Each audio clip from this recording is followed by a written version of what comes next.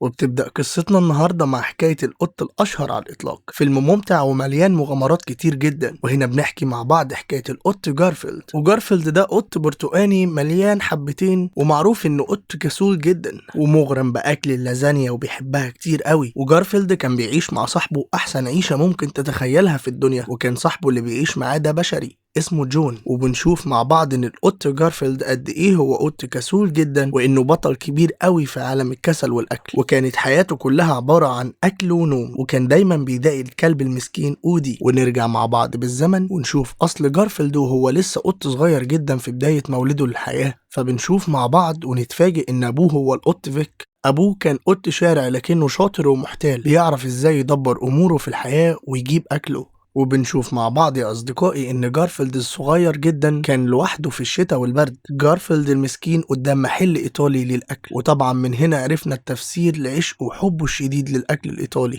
وهنا يا أصدقائي بيقابل البشري جون، وبيقرر جون إنه ياخد جارفيلد عشان يربيه ويعيش معاه. ومن وقتها وجارفيلد متخيل إن أبوه القط فيك هو اللي سابه وتركه وتخلى عنه وهو صغير، ورماه لوحده في البرد والشتاء، وإنه مش هيرجع له تاني. ومن هنا بتبدأ مغامرة القط جارفيلد بعد ما كبر وتربى مع جون اللي احتضنه وهو صغير وضعيف. وفي يوم من الأيام بتحصل حاجة غريبة جدا محدش يتوقعها. القط جارفيلد وصديقه الكلب أودي بيتم خطفهم في عملية منظمة ومحترفة جدا، اللي خطفوهم مجموعة شريرة جدا. وكانت العصابة اللي خطفت جارفيلد وودي هي عصابة بتشتغل لحساب قطة شريرة جدا اسمها جيتور، وكان هدفهم من الخطف هو الانتقام من القط فيك ابو القط جارفيلد. جيتور دي زمان كانت مشهورة جدا على الانترنت، لكن حقد فيك لما وقتها ضحك عليها وورطها في عملية سرقة فاشلة. ومن وقتها وجيتورد بتكره فيك جدا، وقررت انها ما تسيبش حقها وانها تنتقم منه لانه كان السبب في تدميرها. ووقتها فكرت انها تخطف جارفيلد عشان تجبر فيك انه يظهر وانه يخضع لاوامرها ويشارك معاها في عملية سرقة جديدة ويخططوا ليها. ولما عرف فيك باللي حصل ظهر فجأة عشان ينقذ ابنه جارفيلد. وطبعا جارفيلد مش بيكون مبسوط خالص من ابوه فيك، وكمان بيكون غضبان منه لانه فاكر ان ابوه سابه زمان وتركه لوحده في الشتاء والبرد.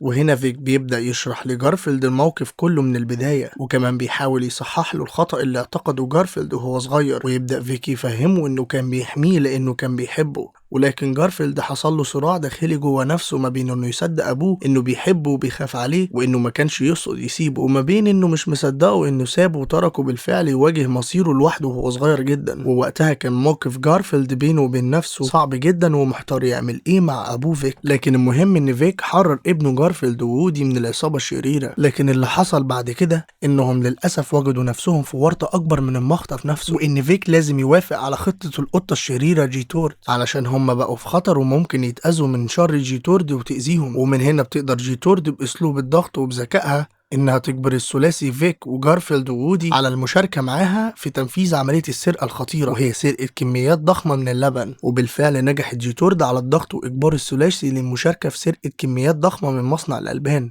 وكان المصنع محصن جدا من الداخل. وكمان اللي كان عايش هناك هو أوتو.